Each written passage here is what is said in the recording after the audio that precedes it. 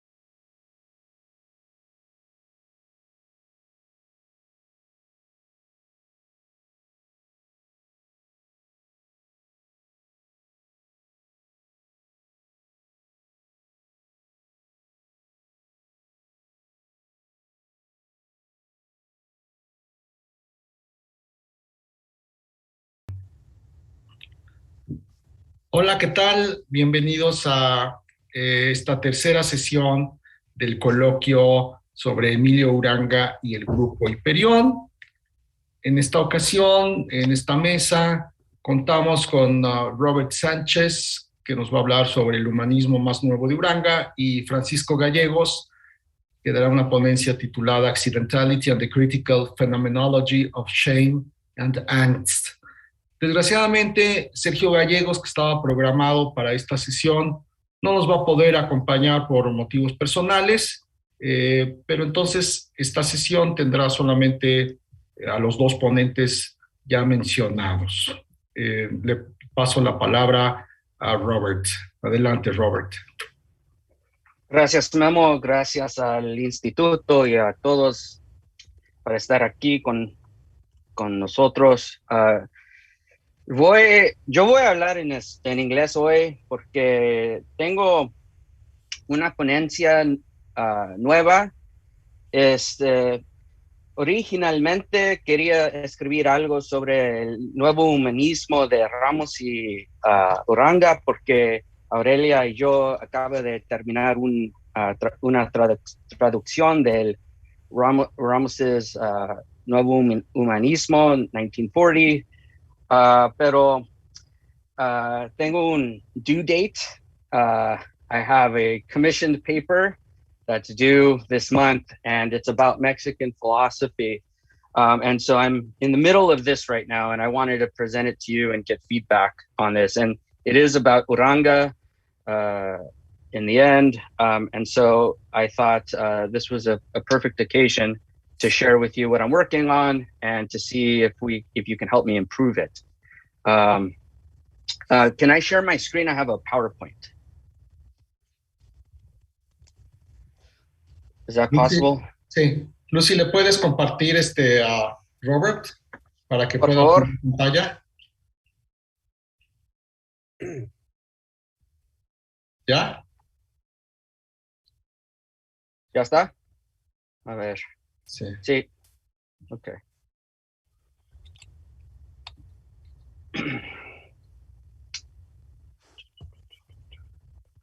Sí. ¿Pueden ver la pantalla de PowerPoint? Okay. Sí, muy bien. Gracias. Okay, so el título es The Accidental Universal, Reimagining the Canon Through the Lens of Mexican Philosophy. The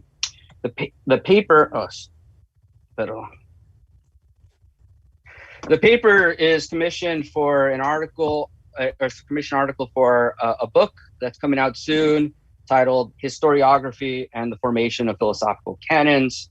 And I was asked to write something about Mexican philosophy and canon formation, which is outside of my comfort zone. And so I've been reading lots of literature about canon formation. And I noticed that there's a debate about very clear, and the sides of the debate aren't well articulated, but there does seem to be a debate. And so part of the paper is trying to lay out the terms and the sides of the debate. And to do that, I start with what I think is common ground among the various papers that I've been reading, and the starting point, which is that the Western canon and philosophical tradition does not adequately represent the intellectual and artistic contributions of non-dead white European males, right? So that's the thing that everyone seems to be in agreement about. The question then seems to be, how should the canon be reformed in order to make it more inclusive? My question in the paper, my thesis that I'm going to try to develop, is how can 20th century Mexican philosophy help us resolve the differences among critics and advocates in the canon, and actually not just help us resolve the differences, but help us articulate the shape of the debate. So let's start with the critics. And so what I'm presenting today is not the paper, it's sort of an outline of the structure of the paper. And so I'm sweeping over a lot of the nuance and what I take to be the more compelling arguments and quotes that represent either side. So to start, critics of the canon argue that the canon is inherently racist, sexist, Eurocentric, imperialistic, elitist, hierarchical. And each one of these, I have a reference of someone who's arguing that it's this. And so they say, some version of the canon consists of the official publications of Western colonialism and or there are no objective standards or criteria of truth or intellectual or artistic excellence, right? So ultimately, the canon, or what we take to be, quote unquote, the canon, or the notion of canonicity, is really a political instrument that serves to promote Western exceptionalism and imperialism and to exclude non-dwems, dead white European males. And so the solution for a lot of the people I'm reading is that we should abolish the canon altogether, right? It's unsalvageable. We'd be better off without it. And the problem with academia and education more generally, and the institutions that constitute the academy and education, would be much better served if we started over. Now, on the other side, what I take, or who I'm calling the advocates, they claim there are objective criteria of truth and intellectual or artistic excellence, right? So John Grisham ain't no Shakespeare, regardless of what you think, right? And that there are universal criteria or rules or methods or styles that do separate la crème de la crème, right? So the idea is the canonical works represent the very best that has been thought about ourselves and the world throughout history, and that these constitute, the greatest hits that help us do something, which I'm going to try to describe. They argue further that exclusion in the canon, right, the exclusion of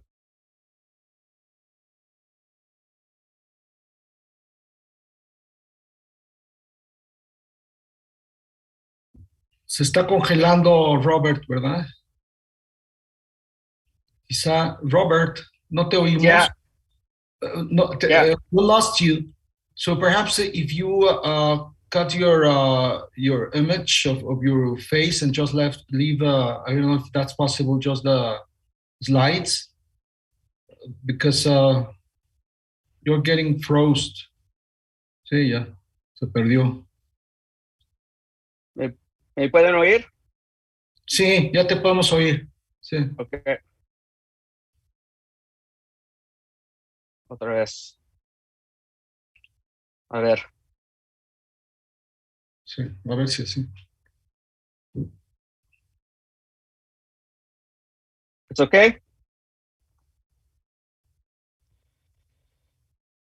All right, so exclusion is mostly an artifact of history, not of historiography. So if you think about the exclusion of women in particular, for example, the argument goes, it's not that historians, or in this case, historians of philosophy, are writing women out of the history of philosophy. It's that there aren't many women to write into the history of philosophy because history, it has been patriarchal. And that's, of course, lamentable, but it's not the fault of historians or of historiography. And so, we shouldn't pretend we can rewrite history and include women.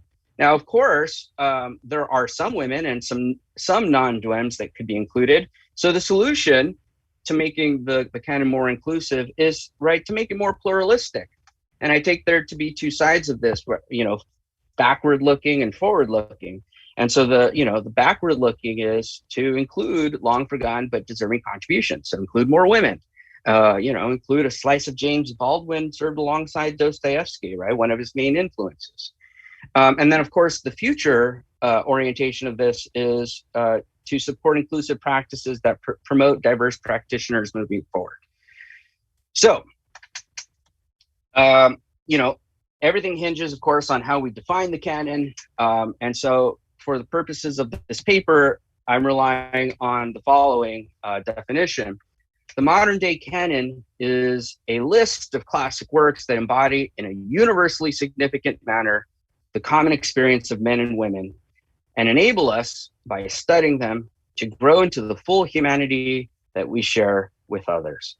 There are other aspects of this definition having to do with the role of the canon in education more specifically, but I like how broad this definition is for the point I'm going to try to make by the end of the paper.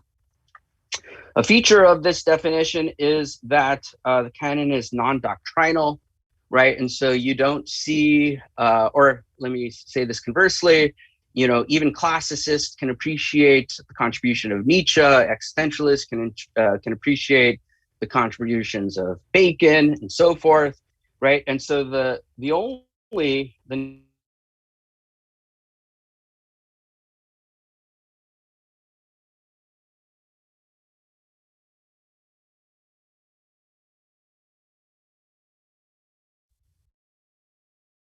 Otra vez perdimos a... Robert, otra vez te perdimos, no te estamos escuchando. Yo creo que... Sí. All right. Yo voy a... Quizá tendrías que cortar quedarte solo con voz, just voice. Okay. ¿Está mejor? Sí. Okay. All right. And so, right, the idea is the canon represents culture, the very best that has been thought and said in the world in pursuit of perfection. This is a often quoted, now a cliche that you see all over the place in the literature. But what I take to be here, the crucial line is in pursuit of perfection. And so maybe I'll come back to that in a bit. Okay, so what I want to focus on when we're thinking about the definition of the canon is this notion of growing into full humanity. And it reminded me of an introductory essay by Bernard Williams to the Cambridge edition of the Meditations. And I'm going to read this quote because I think it illustrates what Williams and people or advocates of the canon think is canonical about something like the Meditations. So, quote, "Among these things we discover when we direct our intelligence in the right way is that we are beings who are capable of making just such discoveries. And we gain insight into the way which we can make them, so we discover also how the Meditations, a work of pure reflection, aiming to free us from error and to help us understand these basic matters, can succeed." And then here's the operative part. Its end lies in the beginning, not just because its author knows the thinker or how the thinker will come out, but in the philosophical sense that if we undertake to follow its method of inquiry, our doing so, Descartes supposed, is justified by our being the kind of creatures that it finally shows us to be.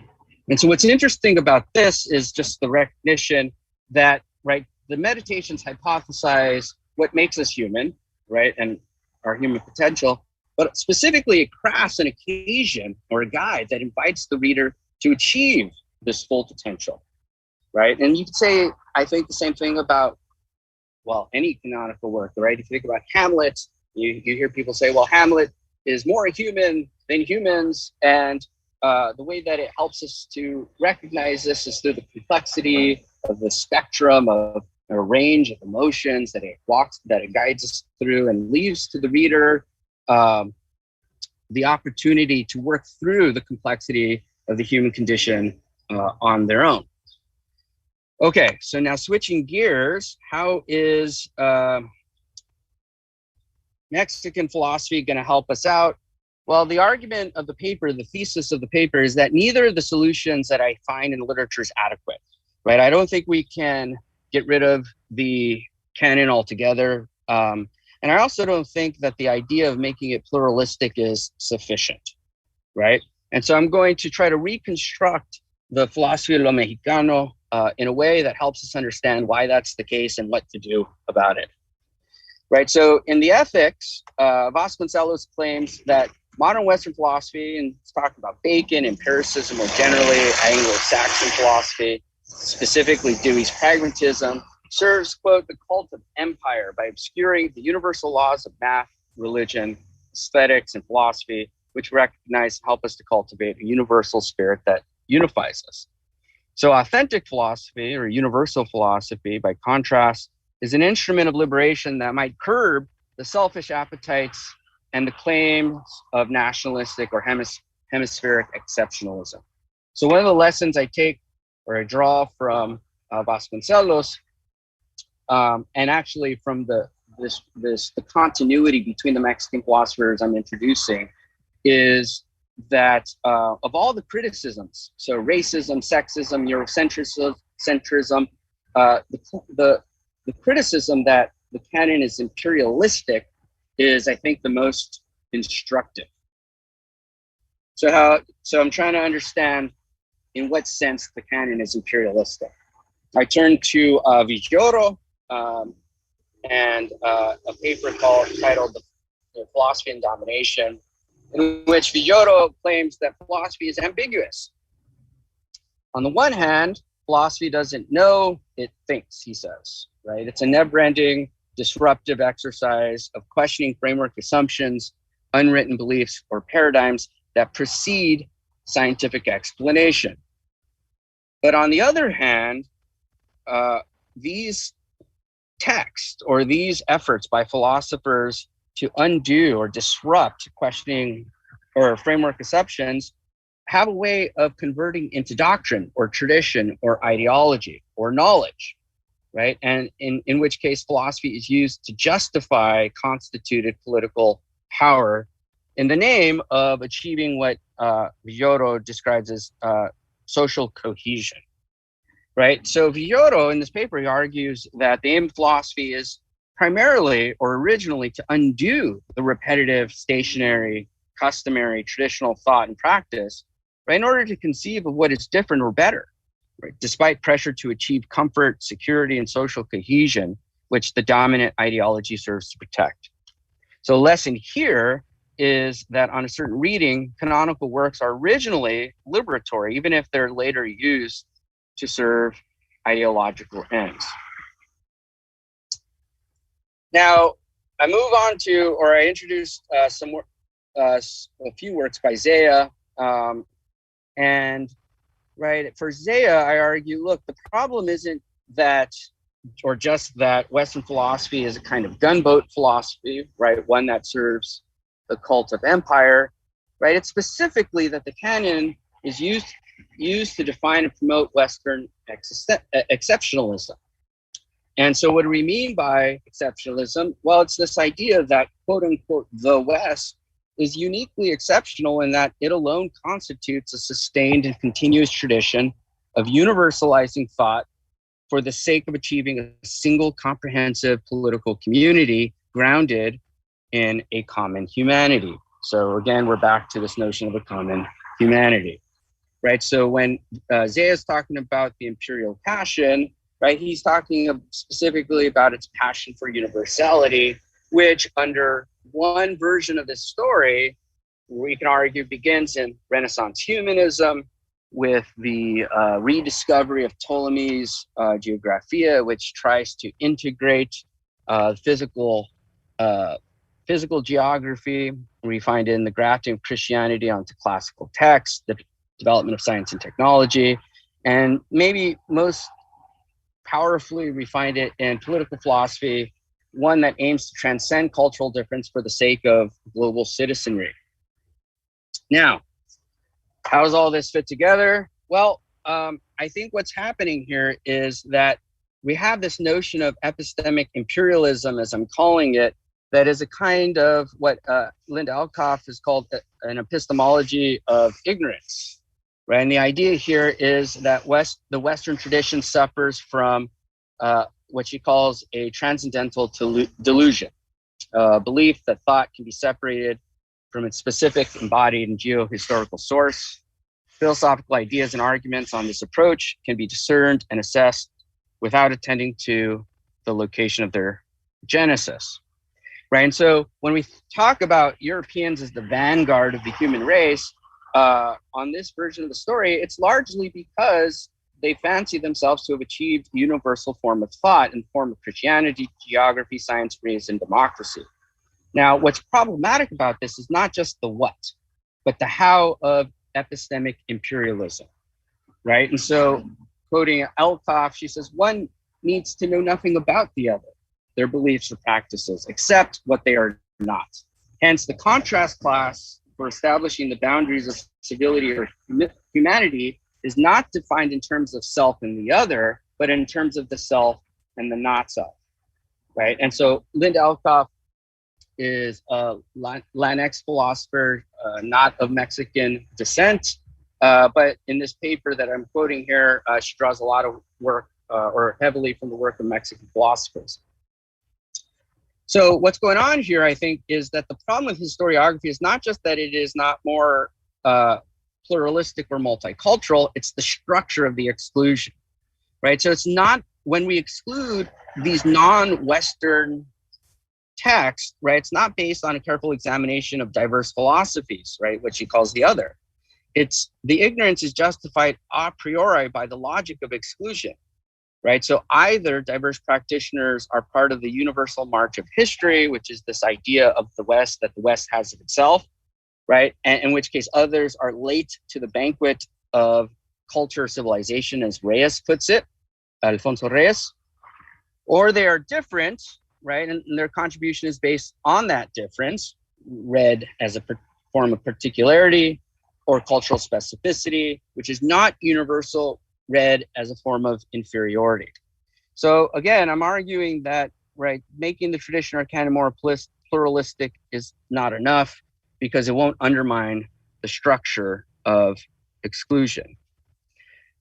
Now, how's Uranga? So there's a conference on Uranga, so let's get back to Uranga. I think Uranga's analysis is going to help us sort of put this into perspective, because I think that the idea that studying canonical works enables us to grow into our full humanity, I think that's right. And so I don't think the solution is to abolish the canon. Instead, I think we need to reimagine the nature of humanity, universality, and the canon in a way that's more inclusive. And so I'm borrowing Uranga's sweeping critique of the entire Western philosophical tradition, which, you know, in his words, is that it seems to us inhuman. And what makes it inhuman is that it assumes, imagines, portrays the human being as a substantial creature, right? And so I'm not going to reprise here all the introductory stuff about substance and accident, the ontology of substance and accident for all of you, because I'm taking it for granted that you're all familiar with the text and the distinction. Instead, I'm just going to argue that, you know, one manifestation of substantiality is this epistemic or cultural imperialism understood as an epistemology of ignorance. So I'm going to quote here from Uranga, from Carlos's translation. It says, when one speaks of man in general, in truth, what we mean is European man, to whom it seems as a fact of his history that there is no other general idea of man than one that begins from his own European being. The European does not ask himself the question regarding his own being because he immediately identifies the human with the European. He does not justify himself before humanity because for him, his own being is the measure of the human. We, Mexicans, on the other hand, have to justify ourselves. It is a historical fact that endures, one registered on the historical record, that humanity has been denied to us. Being men has been denied to us. But it is from this original situation that we must elevate our thinking. It's from this original situation that philosophy begins. The European, like us, now has to justify himself before humanity. We are in the original situation in which an authentic sense of the human must emerge. So for Uranga, what is human is having to justify one's humanity in the original or originary situation. And so in the paper, I try to spell out what we mean by the originary position, right? One without presupposition or prejudice, including the prejudice of belonging to a tradition or of being a tradition, right? It's one that it's one whose contrast includes the other, because there's this form of dependence, mutual dependence. It's one that's aware of historical location. And so I discuss the notion of historicism running through Uranga. And it's one that's achieved honestly, right? So somehow immersed or settled into one's zozobra, accident, sorrow. And I talk about Kierkegaardian despair because I think it's relevant, and I think that Uranga is borrowing from Kierkegaard, even though he only mentions Kierkegaard, I think, once. So Mexican history is closer to the sense of humanity, but Uranga is pointing out that post-World War II, Europeans are also becoming aware of their own accidentality. And so he's got this quote that I think is relevant from Sartre. And I think it's perfect because it's exactly what I think we should be drawing from out of the works that are considered canonical. Sartre writes, "We had never seen France. It was so natural to be French. It was the simplest medium, the most economic way to feel oneself universal. There was nothing to explain. The others, the German, the English, the Belgian, were the ones who had to explain their bad luck or the sins that kept them from being properly human. Now, France is upside down. And for the first time, we see it. We see an enormous spoiled machine and we think, that's it. That. An accident in the I think it's minefield. An accident of history. We're still French, but we no longer find it so natural. All we needed was an accident to make us understand that we are accidental." So what I love about this quote, right, and why it's relevant here, is that it presents, quote, thinking oneself universal as the contrast is recognizing oneself as accidental, and it interprets it not as thinking about oneself, and it interprets accidentality as not thinking about oneself at all, right? The way that Sartre says, it was just so natural to be French, right? And I think this is the power of epistemic imperialism over the imagination, specifically with regard to the canon. The problem is not that we think that others are inferior. The problem is that we don't think about them at all. Our exclusion or erasure of the other is justified by our ignorance of them, which is justified further by our ignorance of ourselves in view of the other. Right? And so that's really the point I'm trying to make. Maybe it's worth repeating. It's, look, the problem is not that, right, that we see the formation of the canon through history as this evaluation of the best with all of the compendia of possibilities. And we say, well, look, it just so happens that Plato and Kant and Descartes, they're just really better than everyone else. And that's why they're canonical. The problem is that we're not judging the others at all. We're not deciding that they're inferior. We're not thinking about, we don't read them carefully and judge that they're inferior. We don't read them at all, right? And we don't read them at all, not based on the notion of inferiority, but based on the notion of ourselves. And specifically on the idea that we don't give ourselves very much thought. It's just natural to be the Western tradition, in the way that it was just natural to be French for Sartre. And so what I think what we need, what I think Mexican philosophy can give us is a crisis, right? We need to generate a crisis in the canon if there isn't already one. And more specifically, what I think we need, and I think what Uranga is going to help us to see, is that canonical works, right, are born out of crisis. And that what is inhuman about the Platos and Descartes and Kants is not the text or the work or the author themselves, but the traditions and the doctrines that emerge from them, right? And so I'm going back to Villoro's notion of ambiguity, the ambiguity of philosophy here. And what I think we can do is I think we can reread canonical works, right? Even the paradigmatic examples of seeking universality, like the Meditations, that puts back the emphasis on the nagging sense of zozobra or accidentality underwriting them or surrounding them, right? And so this is how Dussel reads the Meditations, is originally emerging on the periphery. There's another part of the introductory essay by Williams on the Meditations where he argues that the way Descartes uses the I, the yo, in the meditations is as a placeholder for the reader to engage in the same meditating exercise that Descartes is undergoing. So Descartes not offering us theses or a doctrine, Descartes crafting an exercise for us to share in the struggle that he's engaged in, right?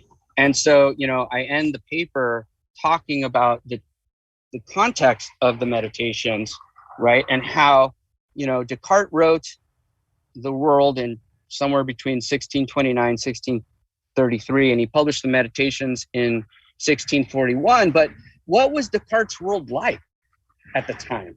And to sort of bring us back home, I end here with a quote by John Donne. Can you see the my presentation by chance?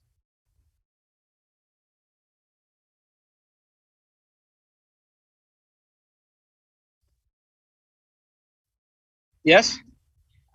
Yes, we were watching it. Okay, cool. But not anymore. Oh, okay. Yeah, it's an old poem, so I thought it would be important to read it slowly. This is by John Donne, 1611. So, Descartes' generation, in Anatomy of the World, John Donne writes, "A new philosophy calls all in doubt," right? This is 30 years before the meditations, and he's starting with skepticism.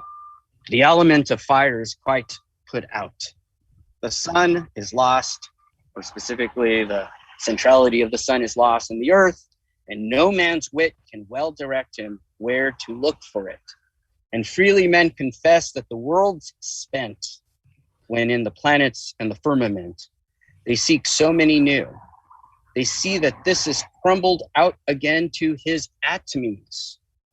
'Tis all in pieces, all coherence gone, all just supply and all relation. Prince, subject, father, son are things forgot. For every man alone thinks he hath got to be a phoenix. And that then can be none of that kind of which he is, but he. This is the world's condition now." And so I think that this poem is full of accidentality and zozobra, and exactly what Uranga is trying to describe. I think it's important that we see this in the poet, right, in John Donne, as we were talking about yesterday.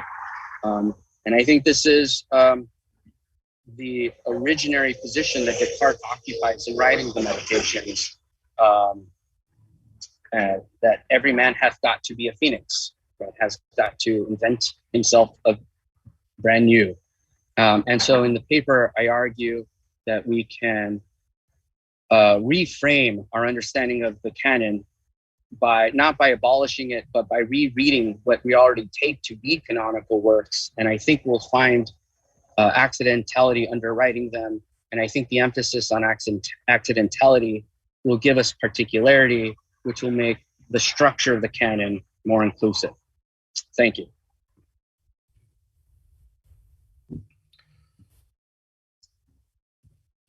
Muchas gracias, Robert. Qué interesante ponencia, ¿no? Que conecta la filosofía mexicana y particularmente Uranga con toda la polémica sobre el canon, ¿no? Que es una polémica que en Estados Unidos y en Europa, pues, es cada vez más importante, ¿no? Entonces, realmente has conectado estos dos temas de una manera muy, muy interesante. Pues, Francisco Gallegos tiene ahora la palabra. Adelante, Francisco. Sí. Gracias. Buenos días a todos. Y hola y muchas gracias, Memo, para la invitación. Me siento muy humilde y agradecido. Es un gran honor y placer estar con ustedes escuchando las pláticas y voy a hablar en inglés también. Porque a veces cuando hablo en español hablo con un niño de 5 años y me da mucha pena. pero disculpe, y voy a compartir unas imágenes si es posible. A ver. It's okay. Can you share, please? Gracias.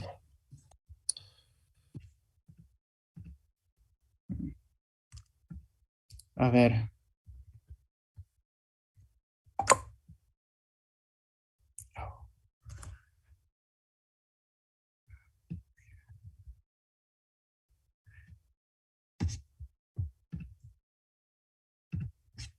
Ok, a ver. Aquí estamos. Okay. My talk is on accidentality and the critical phenomenology of shame and angst. And big idea is I want to think about Uranga as a critical phenomenologist, to put Uranga into conversation with this growing tradition of critical phenomenology. So put these two books together, the Analysis of Mexican Being, and this book just recently came out, 50 Concepts for Critical Phenomenology, because I think that critical phenomenology needs Uranga, and it would be interesting to read Uranga in light of what's going on in critical phenomenology. The talk that I'm giving is coming out of a paper that I initially wrote on shame and the critical phenomenology of shame. So that's why I'm going to be talking about shame and angst. Shame is not something that Uranga talks about. And so I find it interesting to kind of think about it in those terms and kind of pushing at the text in a different way. And hopefully it reveals something that is enlightening. So just a word about critical phenomenology. This is a kind of phenomenology that combines classical analysis of experience in general with equally rigorous account of how contingent historical and social structures also shape our experience. So, like Martin Heidegger talks about, death. It's something we all sense makers have in common, or embodiment in Merleau-Ponty. So kind of using those methods, but looking at things like how structures like patriarchy, white supremacy, and heteronormativity are not things to be seen, but rather ways of seeing, even ways of making the world go unnoticed without a sustained practice of critical reflection. So critical phenomenologists strive to understand how the world may be restructured so that new and liberatory possibilities for meaningful experience and existence may come into being. So they don't just seek to understand the world, they seek to make the world better or to change it. So I think right away you can see this is a really nice description of what Uranga's doing in this text. And so I think it's a very natural fit. I want in my talk to really focus on this idea from Uranga, this call that we must accidentalize ourselves. We Mexicans must accidentalize ourselves. And,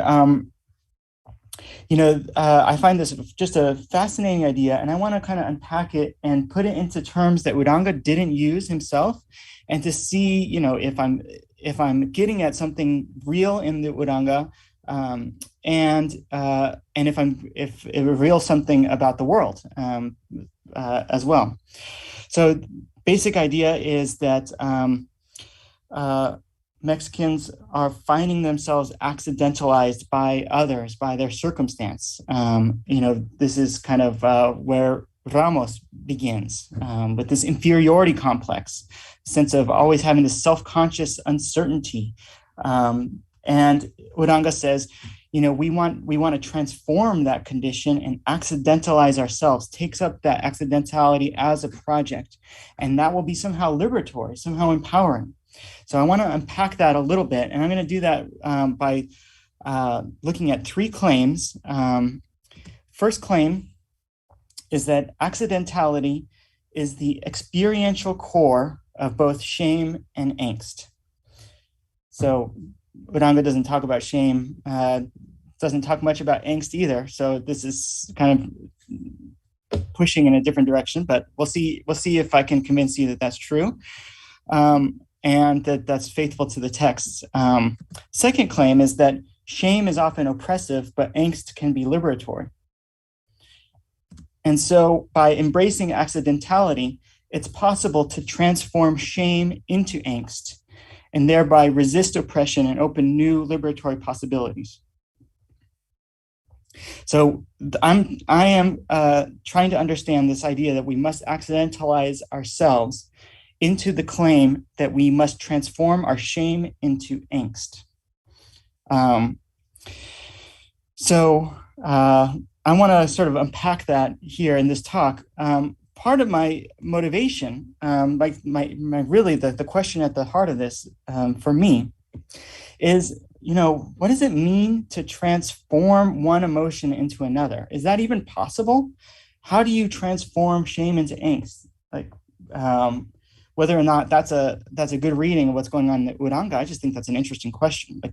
Let's say you're a member of a community that has been disadvantaged, marginalized, excluded, and you feel shame, you feel an inferiority, and you want to sort of channel that emotion and turn it into something empowering. How does that even work? And my question really is that if it's possible, would doing so be authentic? Would it simply involve suppressing one emotion and inducing or simulating another? Would it be just putting a happy face on the feeling, sort of suppressing shame and trying to induce angst? Or is it really possible to transform shame into angst in a more organic and more authentic way? So that's kind of what I want to be thinking about here. Here is a big picture on how I'm going to approach that question. From a cognitivist perspective being that our emotions are really judgments that have propositional content. Shame and angst are largely unrelated. So any such transformation would probably involve the strategy of suppression, just suppressing shame and inducing angst. Because if you look at the judgments, they're at the core of shame and angst. They don't seem to have any logical relation to one another. The judgment behind shame is something like, I am unworthy of love and connection. Whereas the judgment at the root of angst is, I don't know which projects would be authentic for me to pursue. I'm in a existential crisis. I don't know what I should do, like an angsty teenager or somebody in a midlife crisis or something. So there doesn't seem to be any real connection there. So if they're totally unrelated, then the idea of transforming shame into angst would just probably be just like shutting down shame and trying to induce or simulate angst. But Uranga's phenomenology reveals accidentality to be an underlying connection between these two states, reveals that there's something they have deeply in common. And so if accidentality is really at the root of both shame and angst, that there's a core experience called accidentality that can give rise and can manifest itself in shame or can give rise to and manifest itself in angst, then there is this deeper connection. And so it might be possible to kind of walk this line from shame back to its root in accidentality and forward into angst in a way that's not just sort of inorganic or just sort of a suppressing one emotion and inducing an unrelated second emotion. So that's the idea. I'm going to sort of do some phenomenology now and kind of unpack this a bit in a bit more detail. So accidentality, here is the way I understand accidentality. And, I'm curious whether you think that this is a good analysis of it, that it has two parts, really. One part of accidentality has been described in the phenomenological literature as alterity, which is a sense of self-consciousness, a sense of looking at yourself from the outside, of being alienated from yourself, and having that for third person hyper self-awareness of yourself that kind of makes you a little bit awkward. You're not kind of flowing and in the zone, you're sort of hyper self-aware. And the second part of accidentality is zozobra, which you can understand as this kind of uncertainty, this oscillating, not really being able to go forward into one mode of action or one way of acting, but always being uncertain, kind of hesitating, waffling between these two, at least two different possibilities. Here's my textual evidence to think that accidentality really has these two different parts, and that this is a state that combines those two different parts. Uranga says, the accidental mode of experience finds itself at a distance, alienated, detached, fragile and fractured, both in being and not in being. There lies its essential vulnerability or affectivity, the encountering itself. So that's the part that I want to say is alterity. This is a nice description of what alterity is. But at the same time, the not knowing what to depend on, the not adhering in a definite sense, a hesitation or zozobra. Okay, so if I'm reading the text right, accidentality has these two parts. One is sort of a self-consciousness, and the other is a uncertainty, or not knowing what to depend on, or hesitation. Okay, so if that's right, then accidentality, I'm going to argue right now, is the experiential core of shame. Putting aside the cognitivist perspective, from a phenomenological point of view, what does shame feel like? What is the experience of shame? How does it alter our consciousness, our way of it being in the world, our way of relating? So remember, accidentality has these two parts, alterity and zozobra. So shame is an experience of alterity. According to Dan Zahavi, he has done like a bunch of work on the phenomenology of shame, and this is his main idea, is that shame is an experience of alterity. It's the experience of taking an outside perspective of ourselves and thereby undergoing a self-distancing and doubling of perspectives. So he's just done a ton of work to say that when you're ashamed, this is what's happening to you. You are alienated from yourself and seeing yourself from the outside. Zahavi really works with this nice analysis from Sartre, where he talks about this peeping Tom, this person who's like a voyeur, and the voyeur puts his eye through the keyhole to like spy on what's going on inside the apartment. And then all of a sudden, so in that moment, the voyeur's consciousness is entirely in the apartment complex. He's not even self-aware at all. He's so focused on what's going on inside, what he's looking at. But then all of a sudden, he hears this creak on the stairs, and he realizes that there's somebody who's seeing him do this shameful act. And this shift in consciousness where he becomes aware of himself and he sees himself the way that that person must be seeing him, that is shame. That's that profound change of consciousness where you become, have this doubling of perspectives. You're both seeing what you're seeing and you're seeing what you must be looking like at the same time. So that's what Zahavi says is the phenomenology of shame. But there's a bunch of research to say that shame also involves zozobra, and Zahavi doesn't ever talk about this, but I think it's true, and I think it's interesting, and you see it in the literature all the time. So, for example, Diona Rodogno and Tironi did a bunch of research asking people to describe their experience of shame, and they reported that subjects are prompted to describe their shame experiences in terms linked to impotence, such as, I feel paralyzed, I felt helpless, or I feel like as if I lacked control over the situation.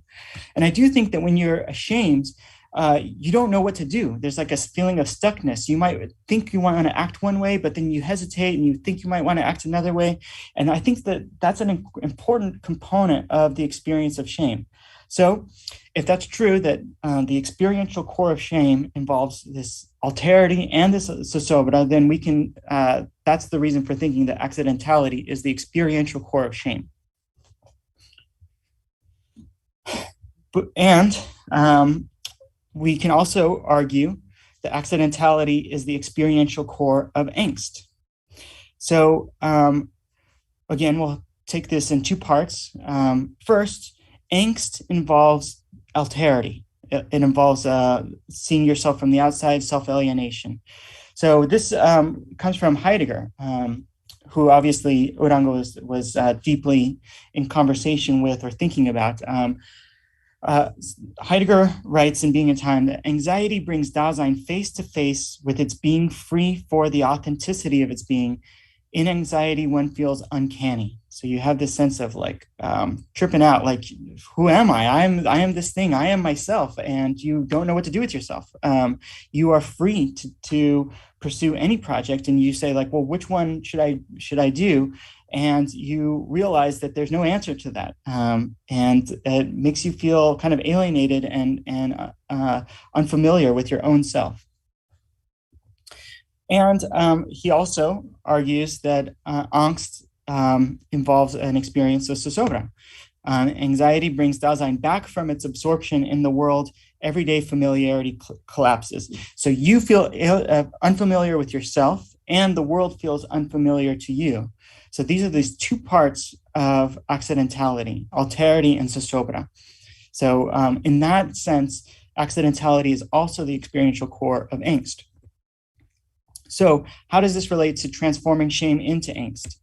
Well, like I said, from a cognitive perspective, it's unclear how the transformation is possible because there's two judgments that don't really seem to have any connection to each other. But Uranga's phenomenology, reveals the underlying connection here, that shame is a self-conscious uncertainty, but it's one that's kind of located in a particular situation. So this is me trying to think along with Uranga, trying to figure out what he might say. You know, here's my idea, is that how is shame different than angst if they both have this experiential core of accidentality? Well, shame is this self-conscious uncertainty that's located in a particular situation. You know, it's when I have done something shameful and everyone's looking at me and I think, oh, you know, I need to get out of this situation. I feel ashamed in this situation. You know, the idea is that in this case, the idea that I feel alienated from myself and I don't know what to do is really about this particular shameful situation, when I got caught, when I was observed doing something shameful. But then in angst, the scope widens. The scope widens to include my life as a whole. So I feel that way, but not just about a particular situation. I have the sense that no matter what situation I'm in, I can't escape this feeling of self-conscious uncertainty. So it's the same experience, but in a different scope. The camera pulls back a bit and you realize that there's nowhere to go in which you can escape that feeling.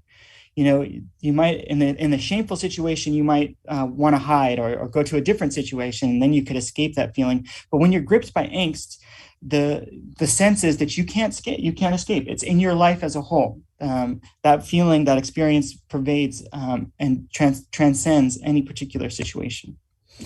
So in that case, it's not about suppressing shame, but holding that experience in a larger context. That's what it means to transform shame into angst. It's not about suppressing anything. It's about seeing that there's no escape from it. That it's everywhere. It's in all situations. It's holding that emotion in a larger context. So, you know, here's the idea: is like there's the present situation. The present situation is located in a context that's my life as a whole. And so you don't have to suppress one. You can hold them together at the same time.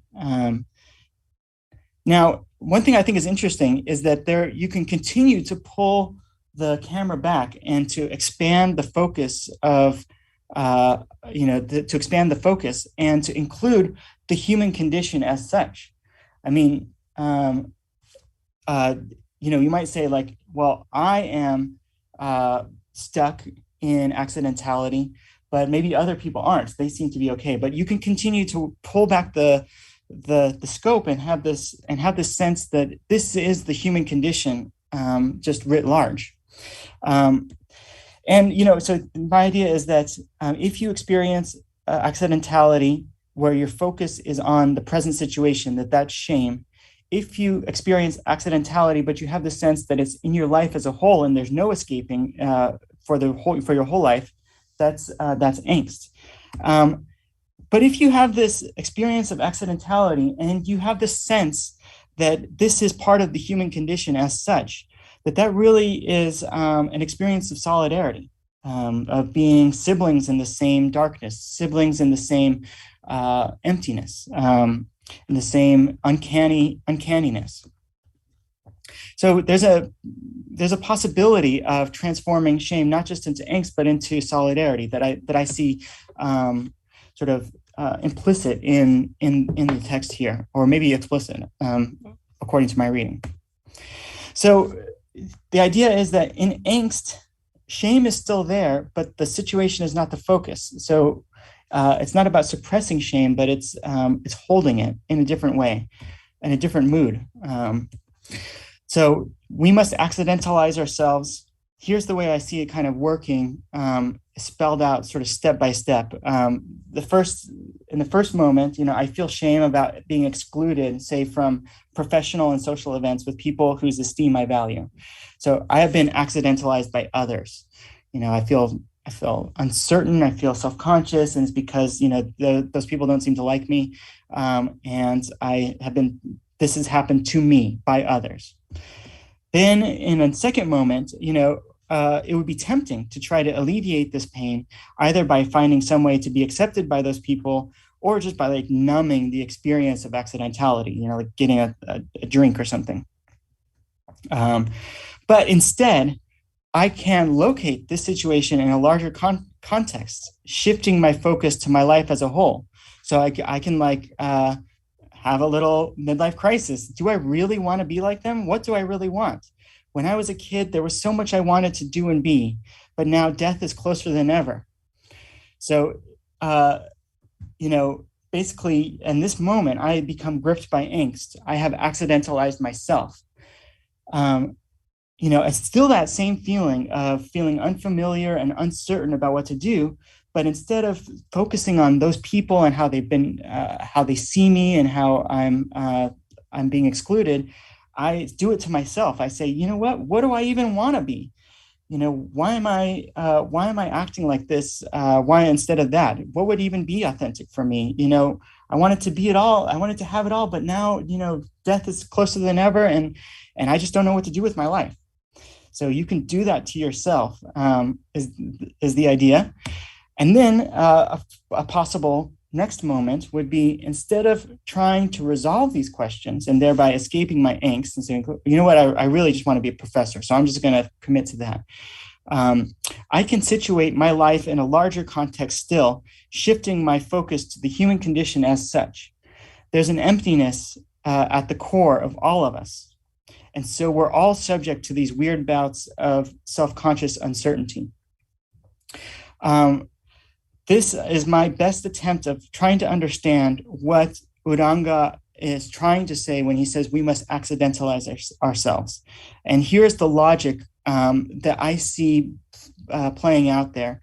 And just last little point is that you can think of this as similar to the strategy of appropriation that has been pursued by marginalized groups throughout history. So you might compare appropriating a slur used to denigrate your group. So people have taken this word queer, which was used as a slur to denigrate homosexuals or people who didn't conform to gender norms, and adopted it and say, yeah, that's our word. That word can't hurt us anymore because we're adopting it for ourselves. It's not something that's imposed by others. We are we are doing it to ourselves, and in that way, it can't be used as a weapon. It can't be used to harm us. There's an invulnerability in taking on for yourself that which others sought to impose. But here's something cool, is that in appropriating accidentality, what is appropriated is the very form of consciousness that arises when a subordinated individual or group is socially rejected. So it's not just appropriating a term or something, it's appropriating the very form of consciousness, that sort of shame, that shame, which really is as the experience of accidentality, and taking that on. And, in that way, this would be the ultimate invulnerability, because no matter who denigrated you, who marginalized you, who excluded you, you could take that painful feeling and use it as a springboard to experience angst and ultimately to experience solidarity. And so you would never be able to be hurt by that exclusion and that denigration. So I thought that was an interesting comparison between those two strategies. That's all I have. Thanks, everybody. Muchísimas gracias, Francisco. Qué interesante, ¿no? O sea, claro, Uranga quería que los mexicanos dejaran de pensar en términos psicológicos de su situación, ¿no? De complejo inferioridad, y el pasar del lenguaje psicológico al lenguaje ontológico, opinaba Uranga, era un camino de liberación, ¿no? O sea, era la ruta para ¿no? Para poder liberarse, que el mexicano se pudiera liberar a sí mismo de eso. Pero tú estás haciendo eso ahora de una manera mucho más general, ¿no? Y me gustó muchísimo. Bueno, pues tenemos mucho tiempo ahora para preguntas y diálogo, que bueno, en las otras mesas hemos estado muy a las carreras. O sea que, pues no sé si alguien tiene algo que comentar, que levante la manita. Abraham, empieza tú, sí. ¿Qué tal? Muchas gracias. Buenos días a todos. Pues tenía una pregunta para cada uno, para Robert y para Francisco. Entonces, primero pregunto a Robert. Está bien, ¿no? Si pregunto en español. Sí, ¿no? ¿O prefieren...? Sí, está bien. Está bien, ¿no? Para Robert, tenía una duda.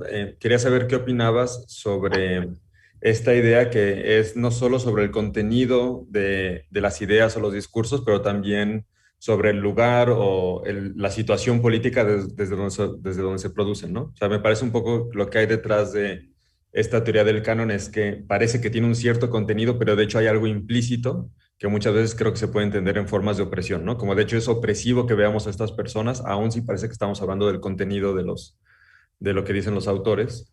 ¿Qué opinas sobre cuando eso lo aplicamos a las instituciones que están generando esos mismos discursos, ¿no? Entonces, no sé si porque puede parecer que hay algo ahí tramposo, como si Francia dice, mira, bueno, sí, fuimos un imperio que colonizó a muchísimos lugares en África, pero ya nos dimos cuenta, ¿no? Entonces, como el discurso se genera desde ese mismo lugar, es como, bueno, ya no nos puedes decir que hicimos eso, esa forma de opresión implícita, porque ahora ya nos dimos cuenta, ¿no? Y que tal vez eso mismo puede ocurrir sobre estas ideas que se publican como en ciertos journals o desde ciertas universidades o desde ciertos países o desde ciertas instituciones, que es como que se puede hacer la crítica de que hay un mecanismo implícito de decir, bueno, pero ya no se puede seguir diciendo que estamos haciendo algo mal porque ya nos dimos cuenta que estaba mal, ¿no? Entonces es una especie como de paliativo, ¿no? Como de nada más, como de no ir al problema de raíz. O sea, yo sé que se puede contestar muchas cosas a eso y que no se reduce la crítica a eso, ¿no? Pero me gustaría saber ¿qué opinas al respecto como de esa clase de doble juego, ¿no? Que cuando la institución del colonizador se vuelve consciente de que colonizar es malo y lo dice, bueno, entonces ya no es tan malo, ¿no? Pero es como que parece que hay un juego ahí que a lo mejor yo no acabo de entender completamente, pero me gustaría mucho saber qué piensas al respecto. Y bueno, y no sé si es mejor así, y le pregunto mejor haz la pregunta también para Francisco. Una vez, ¿no? Okay. Y Francisco, pues muchísimas gracias también por tu presentación y creo que se asemeja mucho a las ideas que yo tengo en mente, ¿no? Y de las que hablaré en poco tiempo sobre cómo podemos pasar de la zozobra al orgullo, o sea, cómo pasamos de una emoción a otra, y el orgullo son formas de generar apropiación de valores o validación de valores que generan solidaridad porque generan grupo. Pero me parece que una distinción importante es delimitar muy bien cuando estamos hablando del lado fenomenológico y del lado ontológico, ¿no? Entonces, por ejemplo, la categoría accidentalidad me parece más ontológica, zozobra me parece más fenomenológico, ¿no? O cuando hablas de angst o angustia, es fenomenológico. Cuando hablas de la otra cosa, incidentalidad o esta como forma de exclusión, me parece que es ontológico, ¿no? Que es de hecho no pertenecer, no sentirte que no perteneces, ¿no? Entonces me gustaría entender un poquito mejor como cuál es tu representación de estos dos niveles y como también estás trabajando desde el campo intencional y más o menos representacional, más o menos evaluativo, ¿no? Como muy lo de Fabrice y de Ona y toda esta gente de Suiza. Como entender un poco mejor cuáles son, cómo estás entendiendo la composición de esos dos niveles, ¿no? ¿Cuál es la parte de la fenomenología de representación, que es lo que se siente como, y cuál es la parte de realmente ser, porque es la parte ontológica la que muchas veces tiene que ver con los cambios políticos, ¿no? Que es realmente cambiar las condiciones existentes de las personas respecto de formas de también opresión o algo así, ¿no? Entonces, para tener como la picture un poquito más clara, me gustaría escuchar algo de eso. Y muchísimas gracias a los dos. Robert. Okay. Yeah, it's a very good question. Because I think part of the challenge is figuring out what exactly we're responding to, or what we're trying to address or reform. And so I think on the one hand, there's this story about how the canon has historically excluded what I call non-dwems, and what we should do about that. And I think on the other hand, there's this question about what we should do moving forward. And so, right, if it's one thing for colonizing powers or institutions to come to a realization that, well, in fact, we have been oppressive, and we need to do something about it. But it's another thing about understanding whether or not there's this internal mechanism at play that is essentially exclusive. And I think that maybe part of the paper that I want to draw out is that there is already a crisis in the canon that is generated by this growing awareness that it's been exclusive. And so really it's a question of how to deal with sort of the defense mechanism that the institutions or powers in play develop in response to this question about having been oppressive historically. And I think that this reading of Uranga as a way of understanding the canon or canonicity can help us alleviate this sort of need to be defensive. And so, in fact, part of what I do say about the challenge of having this conversation at all is that when you hear specific criticisms of the canon, like sexism or racism, right? So if you look at, there's a book written by a colleague of ours in the US, Park, writes about the historiography of philosophy in 19th century Germany, and you hear these claims about racism, right? It takes the conversation in a very different way, and it's easy for us to get lost in the sort of back and forth about who's responsible and how bad or evil are the actors, the agents in the history of historiography of, in this case, philosophy. And I kind of want to avoid that, right? I think that what we could do is, if by reading Mexican philosophy and Uranga in a certain way, we can sort of focus on this underlying mechanism that I think will continue to make the canon inclusive, however pluralistic we try to make it. That there will always be this form of excluding that will either delay an inclusive canon, right, indefinitely, or will make it impossible to genuinely or authentically make the canon exclusive. So I kind of want to avoid, right, this other side of the mechanism, which is having to come to the recognition that the history has been oppressive and exclusive. And this isn't to say, and I should make this very clear, that I'm not arguing that I don't think that the canon is sexist or racist. or imperialistic in these very harsh senses. It's just that I don't think we need to focus on that in order to make it more inclusive. And I think that this focus on the accidentality and the zozobra underwriting canonical works and the stuff that Dussel says about philosophy always emerging on the periphery, and the stuff that Villoro says about there always being this element of this liberating element of philosophy underwriting even Plato and even Descartes and even Kant, right? If you read them a certain way. And I think if we think of the canon and this idea of participating in the human in terms of, right, sort of settling into our accidentality as opposed to the other side of philosophy, which is creating doctrines, I think we can avoid that double play that you're talking about. And again, I'm not saying that there isn't important work to be done that addresses specifically the kind of criticism that you're raising, and I think that people are legitimately very angry about. But so I think the main thing I have to do is write the paper in such a way that those criticisms and critiques are not incompatible with what I'm saying. It's just that I'd rather focus on this sort of epistemology of ignorance as the thing underwriting a way of thinking about the canon that makes it inherently exclusive. Okay. Abraham, muchas gracias para la pregunta. It's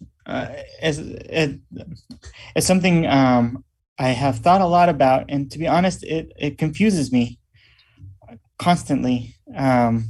The question, as I understood it, is, well, first of all, there was a suggestion, I think, that I was confusing the levels. Accidentality is ontological. It's not about I feel accidental. It's not an experience. So I was kind of screwing it up, my reading of Uranga. And that zozobra is an experience, and it's not ontological. It's I experience zozobra. Maybe the ontological counterpart would be Nepantla. We live in Nepantla, a world characterized by Nepantla, and that a way we experience that is in zozobra. And so there was one suggestion that maybe my analysis kind of confuses those levels, and then what is the implication of that? For the rest of our understanding of, for example, the political possibilities in the text. So, first of all, So, first of all, I'm constantly confused about these levels question. I studied Heidegger very, very closely, and I never could understand how to keep these levels separate, because I know that, for example, we have these experiences of angst, and what they reveal is something about us that maybe we may or may not feel, which is that there's an emptiness inside of us. There's no answer as to what we should be or how we should live. That we have to constantly ask that question about ourselves. That's the human condition. And so esto es así. Memo, are you wanting to? Okay. So I know that there's different levels, and that one is an experience that can reveal something about our fundamental condition as human beings. But then, in Heidegger, they're constantly sort of mixing, and even in his analysis, he can't keep them separated. And then when you turn to critical phenomenology, it's a way of doing phenomenology that really takes seriously these contingent historical cultural formations. And that seems to involve a third level that's not just sort of the human condition as such. It's not about everybody, but it's all. But it's not just sort of something that we feel occasionally. And I don't really know what to do with all of that. Abraham, do you want to say anything about your question or in response to what I said? Very quickly. So I think the idea very broadly is that zozobra is the feeling of being oscillatory, and I have I can account for that. And I think what it's tracking is Nepantla, which is the state of actually being in between certain groups, right? I think that's a kind of angst, and I think maybe what's going on, if I could mix what I have in mind and what I get that you have in mind, is that you are saying that maybe zozobra comes with these other emotions, or there's like a bigger emotion that is part of like something in between shame and angst, and that would be the representational level of emotion. And then there's the real fact of actually getting those properties of the world, right? And often we do. So often when we're scared, we are in danger, but sometimes we're scared and we're not in danger, right? So sometimes we feel zozobra and we are in a pantla, and that tells us something important about how the world is accidental, actually, and how changing it is and how fragile it is. But sometimes we can get zozobra without actually being in that state. That could happen. Maybe not very often, but that could happen. In the same way, we can feel angst, but there's really no huge indetermination. But sometimes there is, no? And the fact that it tells us, as you were pointing out, it tells us something about realizing how we represent ourselves as being in like face to nothingness or something like that. Because maybe we are, but the important fact is that we realize how we represent the world, and that's how we get knowledge from our emotions, which is to a certain extent how the world is, but also how we represent the world to be.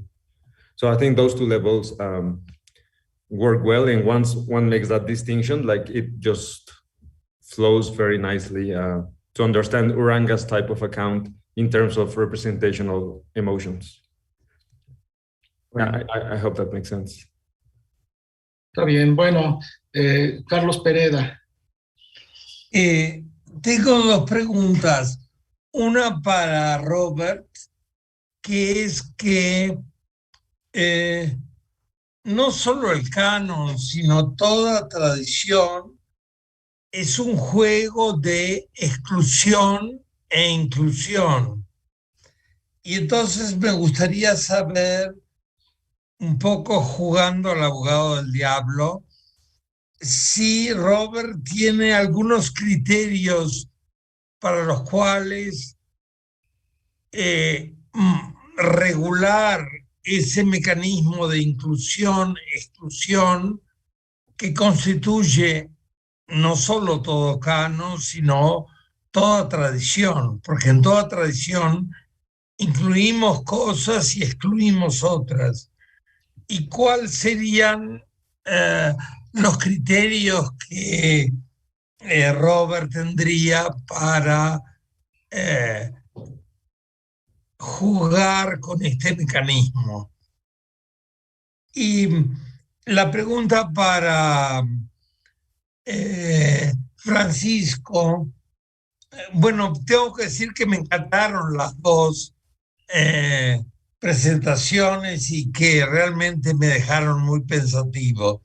La pregunta para Francisco es, ¿por qué la angustia es más liberadora? ¿O por qué la angustia es liberadora?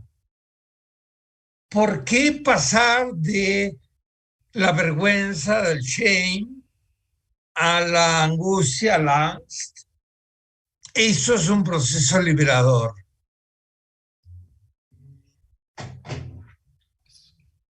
Robert. Bueno, yo voy a empezar.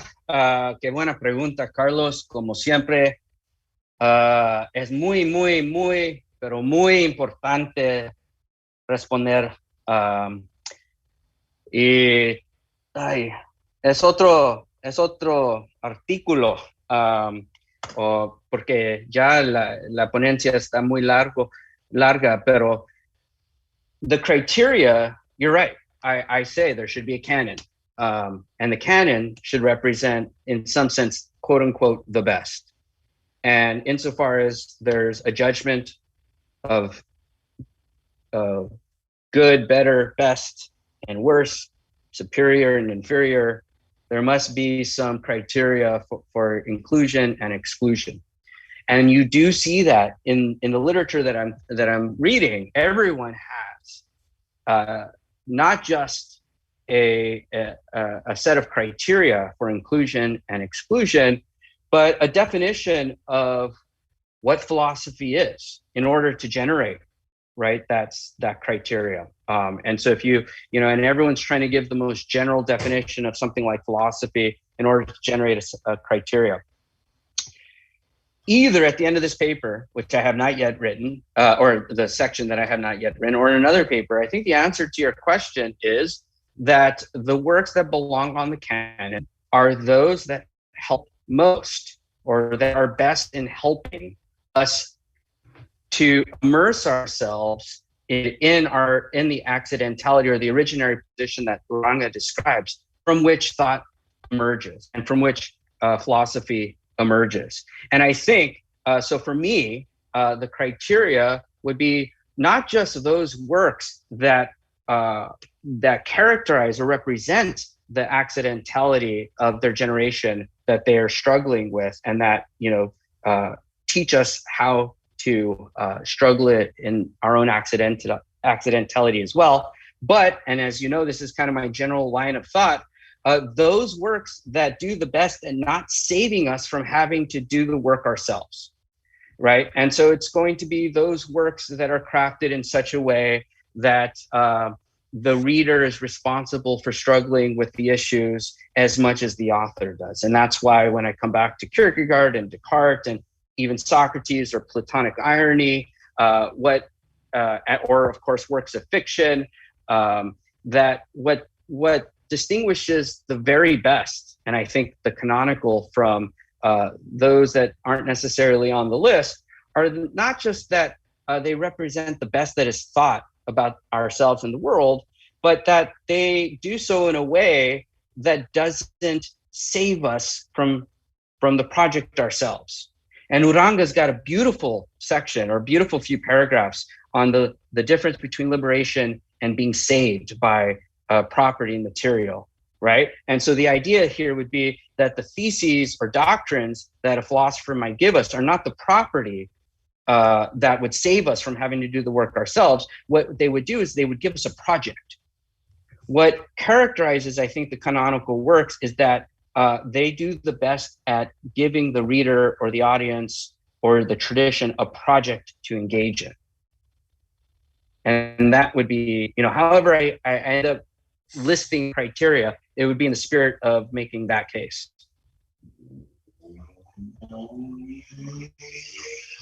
So, Carlos, thank you for the question. The question is, why is angst liberatory, and why would we bother trying to transform shame into angst as part of trying to become more free? I think the answer, and I realized I didn't say that in the talk, I should have. Thank you, Carlos. The answer is that, so two reasons. One is that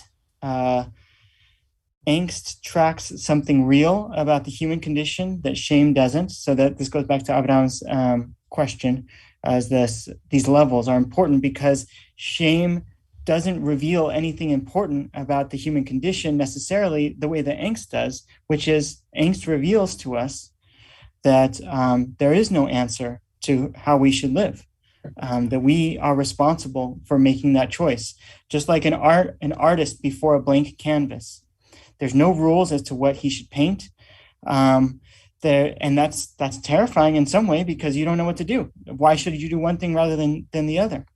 But to see that can unlock, and here's the second reason, when you see that there are no rules, it can unlock reservoirs of creativity, of responsibility and courage to make your choice and to go forward into what you choose, and to not think that that's because I'm choosing that because that's who I really am. I really am a professor, or I really am a man, a father, or whatever, but that I'm choosing this and I'm taking responsibility and I'm inventing it as I go along.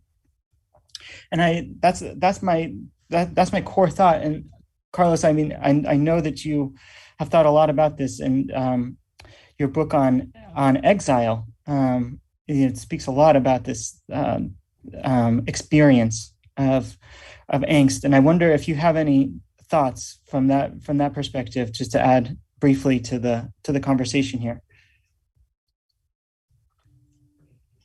Quizá te escriba una carta después de haber pensado toda tu conferencia.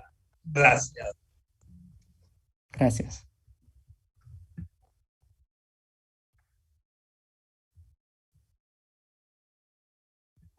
Memo, you are muted.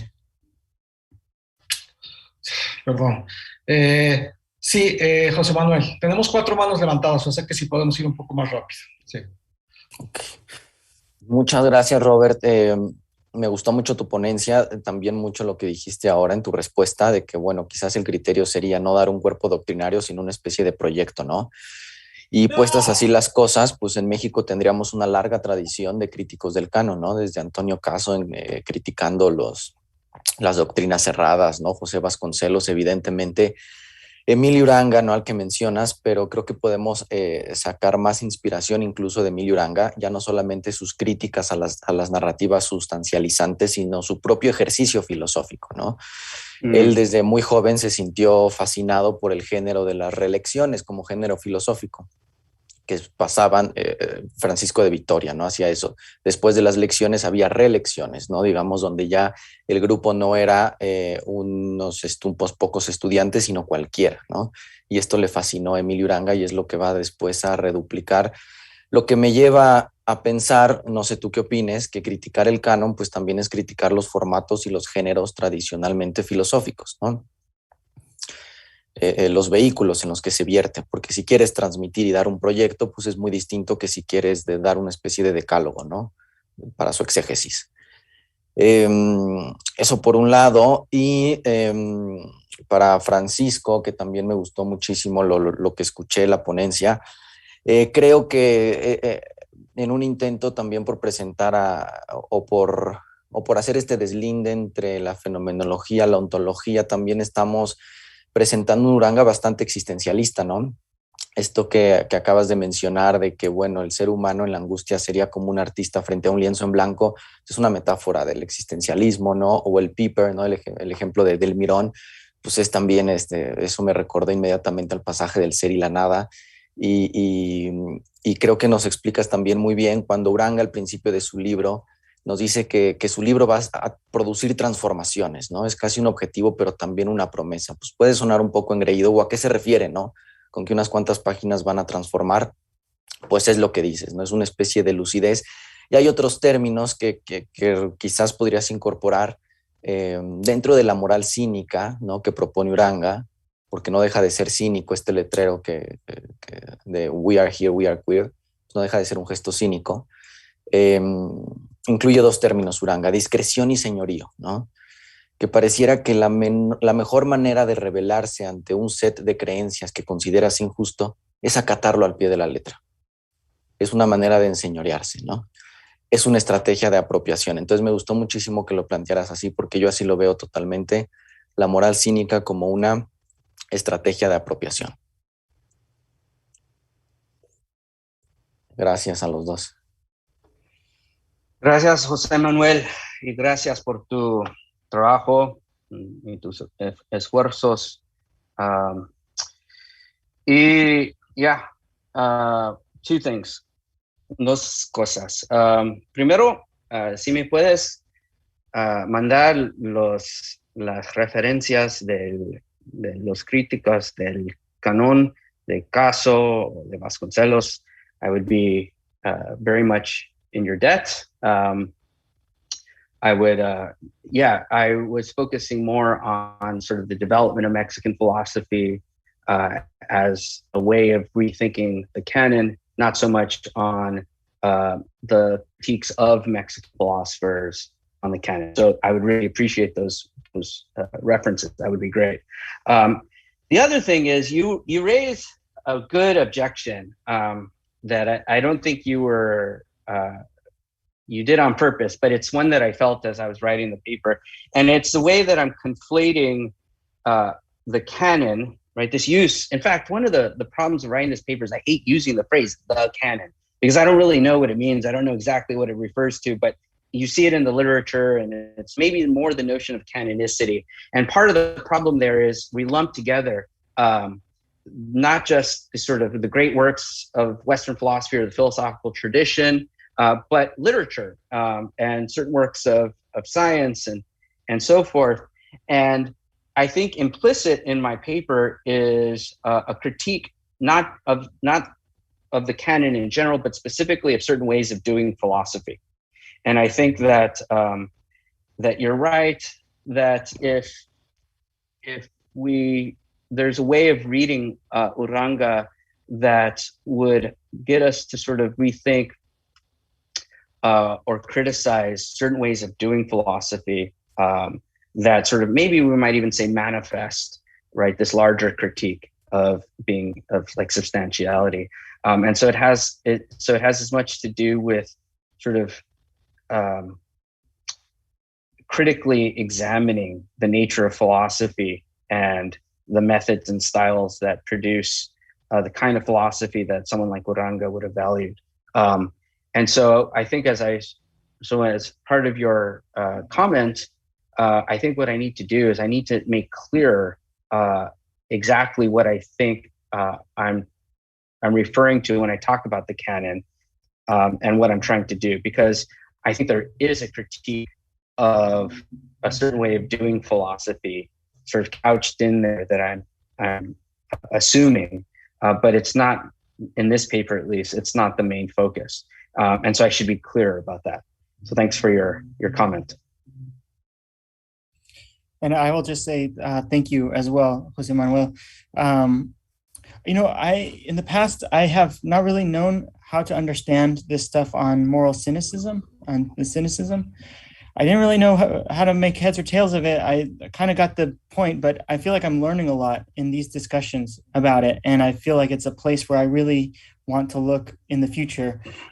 So I'm eager to learn more about that. And I just really appreciate those suggestions. I'll look into those. Thank you. Gracias. Manuel. So I'm very sympathetic to a lot of this picture. I think I really like the picture. I like the way you pull together, especially all those threads at the end. And I guess I want to invite you to say a little bit more about the canon. So maybe in some sense, this is partly a follow-up to Jose Manuel's question. So here's a thought. I wonder if talk about the canon doesn't end up artificially suggesting a kind of unity that there never really was. So different groups have always had different figures, different ideas or what have you that they really cared about, that they took for granted, that they cared to pass on. The institutionalization of those interests is almost always downstream from that upstream interest of a group of people caring about a set of ideas or texts or works of art or what have you.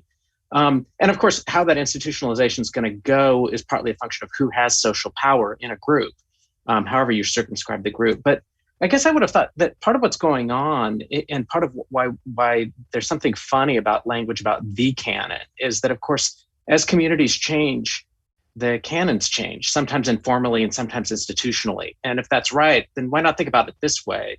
Fights about the canon are often, in effect, just manifestations of changes in the composition of groups, and therefore just changes in what the groups care about, take for granted, and care to pass on. And if that's right, then exclusions don't always have to be the products of things like imperialism, though they can be, of course.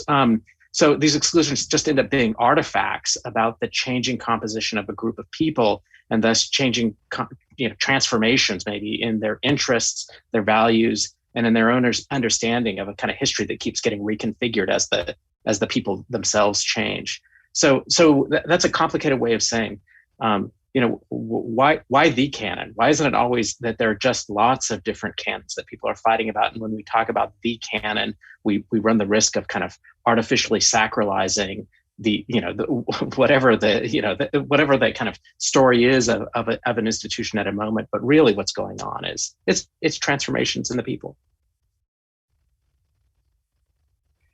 Great, thanks. Yeah, and I know your paper, of course, and Rick Liss's paper, and John Searle has got a paper an article in the New York Review of Books like 30 years ago. And in these papers, right, the suggestion is, look, there's not really a canon. You have this sort of unstable, constantly changing set of things that matter for different people at different times, and so, it's kind of artificial to talk about the canon in this sort of hyper generalized way. And I think that's right. And I think if we could settle the question by fiat, and we could just say, like, look, you know, the idea of canonicity or the canon itself is just conceptually empty or bankrupt. And, you know, look, the problem in part is trying to hold on to that notion of the canon. And if, you know, maybe the solution is just to get rid of it, and then we could focus on the things that matter to particular groups of people. If that were the case, like, we could do it by fiat, I think that would be the way to go. Part of what I'm drawing from, and I think I'm sort of manufacturing this debate. Like when I talk about the debate concerning the canon, I don't know where that debate is. I see it crisscrossing different literatures that have to do with education and philosophy and the history of philosophy, sort of pedagogical papers on teaching philosophy. And so, you know, I'm sort of extracting what I take to be, right, sides of a debate that isn't really one that we're explicitly having. And so I think part of the thing is to make it explicit if we can. But I think that there is this idea when we talk about the canon, that what we're talking about is the value of a liberal arts education. And this idea that through education, or at whatever level, we are inviting, right, the educated to participate or engage in this notion of a common humanity, or this notion of a class of well-educated individuals. And maybe, right, we should get rid of that as well. But I think that so long as we're talking about that, right, the notion of the canon is tied to this notion of humanity. And even if that's not right, I think it's historically accurate to say that that's the way it's gone, at least for the last couple hundred years. And I think there is something salvaging about that. And that's part of this larger project about humanism that I'm thinking about here. Like, I do think there's something valuable about thinking about this project of engaging, in Uranga's case, accidentalizing ourselves as part of sharing in the human condition, which is from which we generate a notion of compassion, right, for Uranga. And I think that's really important, or what Francisco called solidarity. And so I think if we're going to hold on to the notion of the canon, it's going to be, and this is my response to Carlos, it'll be in part to continue this idea that we're engaged project or condition, that a certain body of works helps us to engage in well, however we define that. And so I don't know if that exactly answers your question, but that's what I'm thinking. Muy bien. Clinton. Hola, gracias a todos. Me gustaría retomar algo de Uranga que mencionó José Manuel y quiero usarlo para hacerles una pregunta a Robert y Francisco. Es el llamado de Uranga al cynicismo moral. So, okay, for Robert, let me put my hand down. I'm wondering, what do you think what is the morally cynical gesture towards the canon, if you're trying to be Urangian in relation to the canon? Is it, I mean, the way that you're describing it, it's to force a crisis and challenge a self-justification project, or I don't know exactly, in relation to the tradition. That seems maybe part of it. That's some of the description that Uranga gives, making a gesture towards what is detestable to the tradition. Okay, something in that mix. But is the whole vision that you're proposing a cynical one? And does that keep faith with Uranga, or is it actually supposed to transcend mere cynicism into something like, I don't know, solidarity or community or love, or all the stuff that people keep inching up towards but don't want to name? And a similar question, just in the same direction for Francisco. So, I mean, I had Abraham's question about the levels, and maybe we can talk about that later. But a way that it comes in specifically in the phenomenon that you're talking about, on the one hand, so just to go back to Heidegger, I think in the order of presentation and being in time, angst comes before guilt or shame in the phenomenological existential analytic. And so angst discloses, and I think Abraham was in a way relating to this, angst seems to disclose as a mood or anxiety the possibility of non-being, a kind of pure ontological disclosure, whereas guilt or something related to shame doesn't disclose the possibility of non-being, but something more specifically in relation to my power to do. And so it's more of a moral revelation through conscience.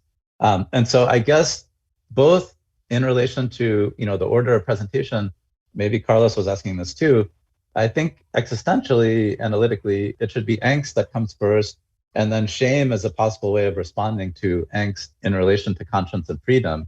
Did I do the right thing in relation to the possibility of non-being? And so that's just, you know, part one of the question. But then part two is, what is it to be cynical at the end of all that? I think Jose Manuel was asking of this. Would that be the distinctively Urangian response, is to be authentic about the feeling of the possibility of shame in relation to anxiety about non-being and my freedom? Do I become cynical? And so you, again, immediately jump to solidarity, but is there a different moment that has to happen that makes possible the right kind of cynically liberatory solidarity that otherwise will just be empty? Okay, that was a lot, sorry, but any responses would be great, thank you. Great, thanks, Clinton. Yeah, so first I gotta confess that I'm not sure I fully understand what Uranga is driving at with moral cynicism.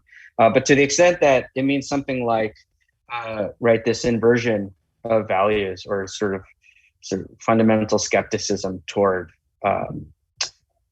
accepted traditional values. I think the main one here is this notion of humanity. And so it is kind of what I was trying to say in response to Manuel.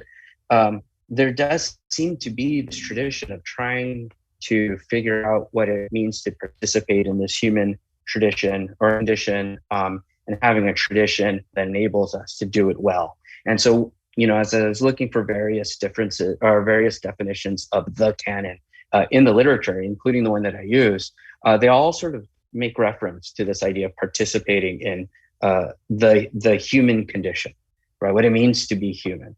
And I think there's something right about it, that at one level. But I also think that what Uranga does is, I mean, and that's why I start with this in the paper, he just says, it seems to us inhuman, right? This tradition, the way that it does it. So he flips it upside down. He was like, the very project of trying to make a tradition of humanity is in itself inhuman. And of course, there's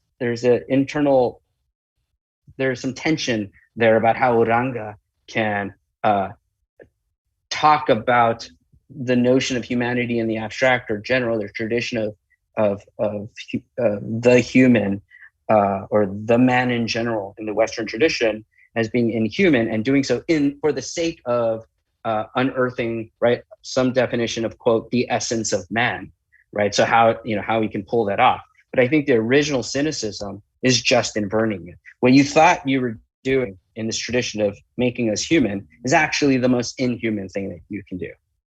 And then that's the starting point. Francisco. So, yeah, okay.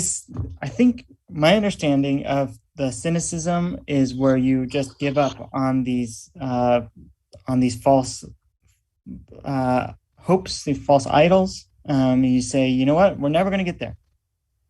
Throw them overboard. If that's right, I hope that's right. There's a couple of ways that showed up in my talk, and one of them is like, let's say I feel shame because I'm excluded. I might sort of have hope that maybe they'll accept me one day. And it's a cynical but kind of liberatory gesture to be like, I'm giving up. I'm giving up I'm going to give up the possibility that I'm going to somehow justify myself to these people who want to exclude me. The idea of this beautiful vision of everybody's included and respected. I can't keep fighting that fight. I can't be, dying on that battlefield. I need to have my own dignity, and I'm going to remove myself from that fight because it's constantly putting me in a subjected position, and I'm going to, take my chips and leave, take my ball and go home. And instead, where do I go? I would go into angst. And I guess the other cynical gesture is to say there's no escape from the angst. There's no escape. There's no, you feel accidental, and there's no hope that at the end of it you stop feeling accidental, you stop being accidental. It's a sort of a cynical acceptance that this is it for human beings. This is the nature of existence. It will never feel better. It's always we'll always feel empty inside. We'll always feel uncertain. We'll always feel like weird about ourselves. Like, who am I? What should I be doing with my life? And that's it. I don't know. Does it compromise that sort of cynicism to say like, and you can see that other people are in the same position, and that can give us room for a kind of solidarity that's different? Does that seem like too rosy? I don't know. I mean, it's a different form of solidarity. It's a different kind of human connection, one based on our accidentality rather than our substantiality. But you may be, I don't know. I'm intrigued by this question. I don't know what the answer is. Is this move toward a solidarity? Is it violating this impulse towards cynicism? I think it's a great question. Thank you, Clinton. Yo quisiera decir un poquito sobre eso, porque creo que la moral cínica es un momento en el discurso de Uranga, pero no es el último momento, ¿no? El último momento es la comunidad, ¿no? Entonces, la moral cínica es lo que permite, como diría Robert, la crisis, ¿no? La moral cínica es la irrupción, ¿no?, dentro del espacio de la sustancialidad y de la cultura sustancial europea, ¿no? El cínico entra ahí, mueve las cosas, pero después de esa crisis, la idea es que venga una reconstrucción, ¿no?, fundada en otro tipo de valores que estén basados en la accidentalidad, ¿no? Entonces es ahí donde se va a poder encontrar en verdad un sentido de comunidad, o como dice Francisco, de solidaridad, ¿no? Creo que es así. Por supuesto, en Uranga esto no está claro, ¿no? O sea, porque las consecuencias ético-políticas del discurso de Uranga no están del todo desarrolladas. Eso creo que es algo que hay que ir como imaginando, reconstruyendo, ¿no? Pero esa sería como también un poquito mi respuesta a lo de Clinton. Y bueno, Aurelia, adelante. Gracias. Well, thank you both for your talks. I really enjoyed them both, and I hope we have time to talk about them with more detail. There was one dimension that I didn't find in any of your talks, and that's what I wanted to ask you about, and is the temporal dimension. I think, that when you talk about the canon, there is this, you can only talk about the canon if you have an idea of historical distance. Like before, people used to think that history would do a selection by itself, right? Like what's important and what's not, it comes out from a sort of natural selection. And we only become aware of it because of this historical distance. But now that we experience a world where everything accelerates, and where this idea of historical distance has collapsed as well, we're more willing to review or go through the canon as well, because they actually come together. So I was wondering if you have given any thought to this temporal dimension of canon, and the idea itself of canonicity kind of hides it, because it seems to be something in itself and not something that we attribute to the authors or the books. And the same with Francisco.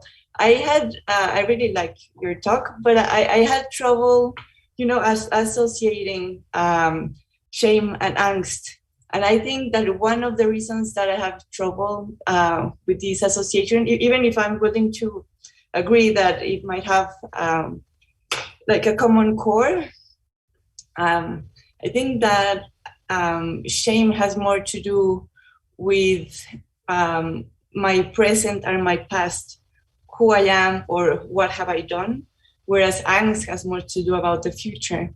You know, what will happen to me? Where should I go? And that's well, I think that could be a way of pulling them apart. So it's a general question about the temporal dimensions of what you're talking about.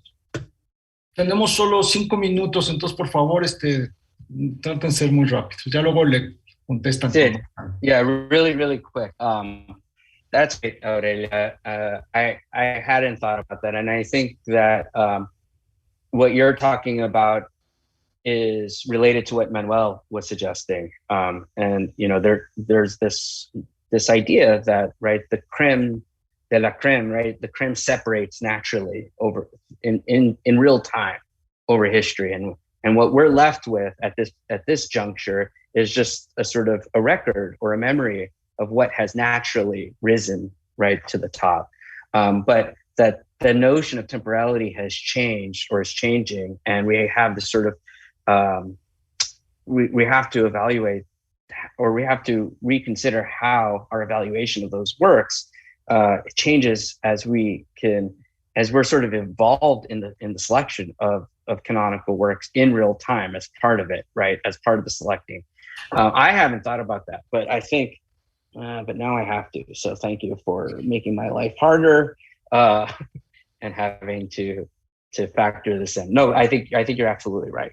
I think it's very different now looking back on the canon than it used to be, just taking for granted this notion of the canon as something sort of naturally sort of self-selected, right, across over time. Francisco. Thank you. I feel like I haven't exactly thought about that. So I think there's something really true to that. One thing I was trying to say about shame is that the experience of shame confronts you with, I don't know what to do. Sometimes when you are gripped by shame, you don't know what to do to make it go away. And you think about doing one thing, but you can't get yourself to do anything. You know, you're kind of caught in this zozobra, and the future is foreclosed to you. And it's a feeling of impotence, of uncertainty. And sometimes all you can do is kind of just walk around, just, you know, cursing yourself for being such an idiot. Because you can't do anything. So in that way, there's a question of the future. What can I do? That I think is similar to angst. But I feel like there really is something to this, to what you're saying, and I want to think more about that. So I thank you for your question. Bueno, muchas gracias a todos. Esta fue una mesa estupenda. Yo creo que aquí cortamos con la transmisión.